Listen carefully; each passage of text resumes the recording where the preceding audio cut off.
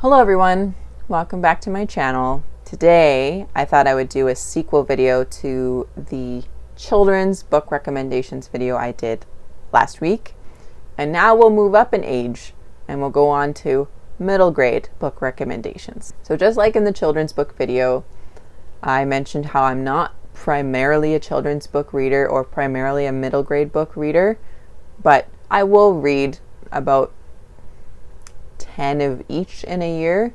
So through my lifetime I've read enough that I was able to find some 4 or 5-star middle grade books that I reread and want to recommend to all of you.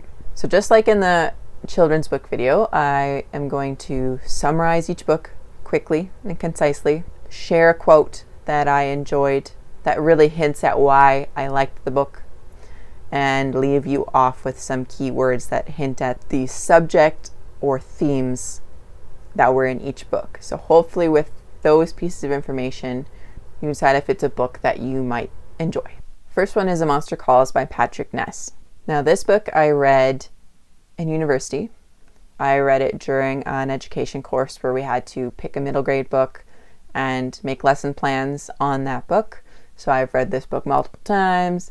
I've read every chapter and created discussion questions and picked out vocabulary and all those other things that an educator needs to do when they're trying to find ways to teach content and theme to the youth of the world. So this book is about a boy named Connor who struggles with coming to terms with his mother's declining cancer battle. Through this struggle, a monster introduces himself to Connor and tells Connor that he is going to visit Connor throughout the book multiple times.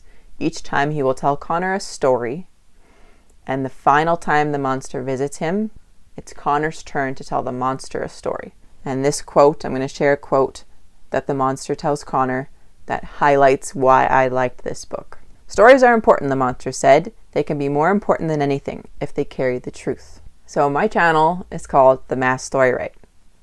I love stories. And I like stories because every story carries some truth to it.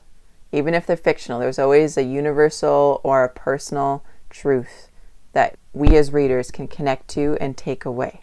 And this story I especially liked because there are multiple stories within a story. So this is right up my alley. Another thing I really liked about the stories in this book is each of the stories that the monster tells Connor is basically a fable or a folktale. So there is very powerful lessons to take away from each story, and they're lessons Connor needs to hear and at a very important moment in his life. Each of these stories really hints at some sort of takeaway that teaches Connor that life often moves in complex and sometimes seemingly contradictory ways, and that's okay. That universal message connected with me personally and made it so I couldn't stop thinking about this book. So if you like a book that deals with grief, death, and the power of truth, this is the book for you. So the next book is The Little Prince by Antoine de Saint-Exupery. I first read this book in French when I was doing French immersion. So I was at the first intermediate level. I was just barely past beginner French when I read this book. It's not like I was proficient, but an appropriate level that I was able to understand and enjoy this book. So much so that I did read it in English a few years later. So to summarize this book, it is about a pilot, an adult pilot who is stranded in the desert and meets this young boy who then tells the pilot stories of the boy's various travels around the universe. And at one point, Little Prince says this quote I'm going to tell you, and this quote hints at why I liked this book. So at one point, Little Prince says, "Grown-ups never understand anything by themselves, and it is tiresome for children to be always and forever explaining things to them." I love when a book has a young character, a child character, teaching adults something. Because we all like to think that adults know everything, only adults have things to teach children, not the other way around. I love when stories flip that on their head because we were all children once. We all saw the world through a child's perspective, and sometimes seeing the world through a child's perspective is what we need especially when it comes to enjoying life, stopping and enjoying the simple moments in life. This book communicates that in leaps and bounds. So if you like books about childhood versus adulthood, open-mindedness versus closed-mindedness, and connectedness versus loneliness, this is a great book for you. The next book is Coraline by Neil Gaiman. I didn't read this book till last year, but as a child, I watched the movie many times. I still remember it was the first movie that came with little 3D glasses with like the one red eye and the one blue eye. I watch this every Halloween. This is my Halloween movie. Some people watch Hocus Pocus, some people watch Halloween Town, some people watch The Addams Family. No, this is the movie I watch every Halloween. So in this book, there's a girl named Coraline. She and her family just moved to this new home. Coraline explores this new home and finds a hidden door to a flat that is exactly like her family's flat, except her other mother and her other father live there. And at first, Coraline really enjoys being at the other mother's flat more. She gets to eat what she wants, do what she wants. Her parents are more involved in her life. Her other mother is more involved in her life. But then, about halfway through, Coraline realizes that her other mother and other father want to change her, and they want her to stay there forever. So why did I like this book? So this book, like A Monster Calls and The Little Prince, has very much a fairy tale-ish vibes to it, in that in Coraline there is definitely magic that exists. In the other mother's world, in the other mother's flat, the other mother can do things and see things and say things and hear things that she'd only be able to do through magical means. There's no logical explanation for what's going on there. I like me a good fairy tale. I like good fairy tale, magical fantasy vibes. As you know, I'm a big fantasy reader, but I especially like how Coraline interacts with the magic of the world, in that she has to use her wits, because Coraline does not have magic. She has to use her wits and her intelligence and manipulate the magic so that she can escape. And at one point, there's this black cat that helps Coraline, and at one point the black cat says, "Spiders' webs only have to be large enough to catch flies." So that quote really connects with me, because the black cat's not holding Coraline's hand, but he's giving her a clue to use when she's making plans to escape this world. So if you like a book that has to do with bravery, family, and curiosity, Coraline's a great read. And then the next book is called Whitebird by R.J. Palacio. R.J. Palacio wrote the book called Wonder, which many people read like 10 years ago. It's a well-known middle grade book about bullying and being different. And in that book, there's a character named Julian. Julian's not the main character, but he is in it. Julian's grandmother, hiding from the Nazis in France with the help of a boy in her class who hides her in his family's home. I enjoyed basically every character because their arc was so deep and impactful. Part of the reason was because the circumstances were so dire that many characters were forced to change and forced to grow and forced to mature in ways they shouldn't have had to, at the speed they shouldn't have had to. It was very eye-opening to see the character growth that was required of these characters. I also liked how this book definitely felt bittersweet at multiple moments, because that's how life is. There's many moments of triumph and loss, and these characters experienced both at many moments. A quote that really hints at a strong takeaway for me was when the grandmother, she's telling the story of her past to her grandson Julian. At one point she says, "You see, Julian, it always takes courage to be kind, but in those days when such kindness could cost you everything, your freedom, your life, kindness became a miracle. It becomes that light in the darkness that Papa talked about, the very essence of our humanity. It is hope." So if you like a book that talks about hope, kindness, survival, humanity, this is the book for you. The last couple books are actually by the same author. She is my favorite middle grade author. She primarily writes middle grade, and I have rated all of them at least 3 stars, and a good chunk of them 4 or 5 stars. So here's 2 of the 4 or 5 star middle grade books I enjoyed of hers. So the first one is called The War That Saved My Life by Kimberley Brubaker Bradley. This was actually a nominee for the 2015 Goodreads Choice Awards. So this book is about a young girl named Ada who has a twisted foot. She has a physical disability. And in this book, she escapes from London with her younger brother because during that time in World War II, a lot of children were shipped off to the countryside where it was safer. And she gets taken in by this woman who didn't really want to take him in, but she does. And it's there that she actually has the opportunity and the encouragement to learn how to actually live her life with her disability and to prove her worth. I really enjoyed how there's one of my favorite tropes in this book.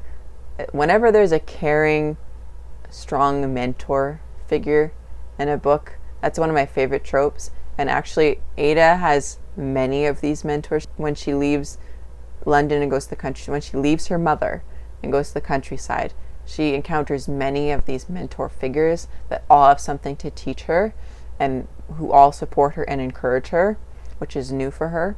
And it's through these mentor interactions that Ada develops the courage and has the opportunities to actually see what she's capable of, because her mother in London treated her like she couldn't do anything. I found that character growth in particular with the mentor trope was just two ingredients I needed to really love this book. At one point, Ada even says, "Then I did what I should have done to start with. I taught myself to walk." So you even see Ada realizing, I could have been doing this for many years, but it's only till now that I realized, hey, I can walk. I can do things. Another quote, I know I'm doing two quotes, but this is good. I really enjoyed this book. She later also says, "After that it was easy. It was the most impossible thing I'd ever done, but it was so easy. I held on to Jamie and I kept moving forward." I really like this one because she doesn't explicitly say it, but she's recognizing that walking to her was the hardest thing for so long, mentally, because she never had the opportunity or encouragement to try it. And now that she has the opportunity and encouragement and support from others, it's so easy. So what was hard about it before was just the mental blocks that she and others put in place around her. And now that those mental blocks are removed, it's actually easy. So I really like that recognition of mental versus physical capability. How mental beliefs impact physical capability. So if you like a book about overcoming adversity, family, freedom, and agency, this is a powerful book for those themes. And the last book I'm going to talk about is also by Kimberley Brubaker Bradley, and it's called Fighting Words. This was also a nominee for the 2020 Goodreads Choice Awards, so pretty well known. It is about two sisters who are linked by their love for each other, but also the trauma they've experienced in their life because they are in the foster care system. Their mother was taken to prison when they were young. Then they were taken in by their mother's boyfriend, and their mother's boyfriend abused them. So they've had a pretty tough life, and this book is about them finding their own voices. Finally, they can find their way back to each other through love rather than trauma. I enjoy this book because I like books that have a strong mental health theme to them, and that exists in this book in leaps and bounds.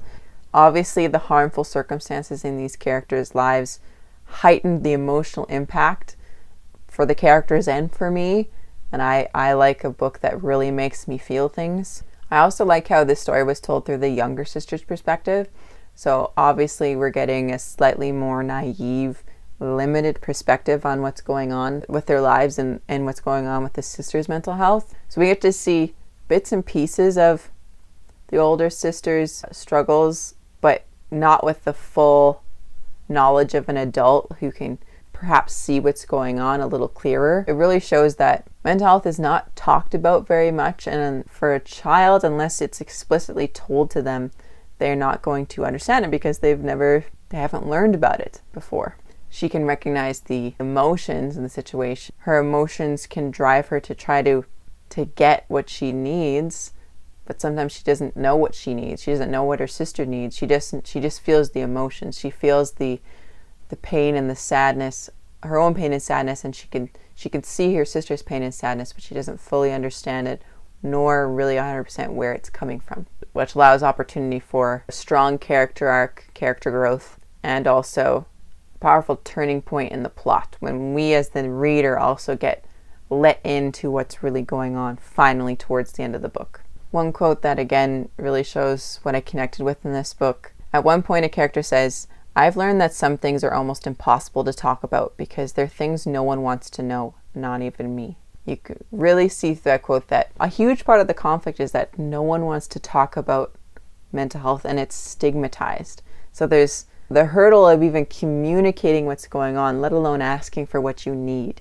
And because that's still so prevalent today, I really appreciated seeing this distinct take on the impacts of that. What are the impacts of not talking about it and letting mental health topics be stigmatized? So if you like a book that talks about mental health, family, healing, that explores the stigma behind mental health and explores the impacts of sexual abuse on a young person's life, this is a book that's great for exploring that. So those are all the books I have to recommend, all the middle grade books I have to recommend. Some common themes you might have noticed with me is I like books that have stories within stories. The more stories, the better.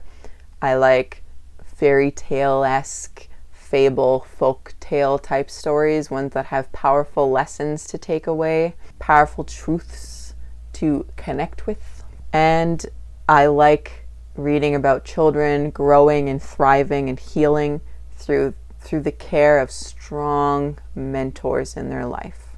The strong mentor trope. And it's so much more powerful when it's a child benefiting, someone so young benefiting from a mentor, because we as a human species, as a social species, we do only survive through community. And when you're young, you don't know enough on how to help yourself.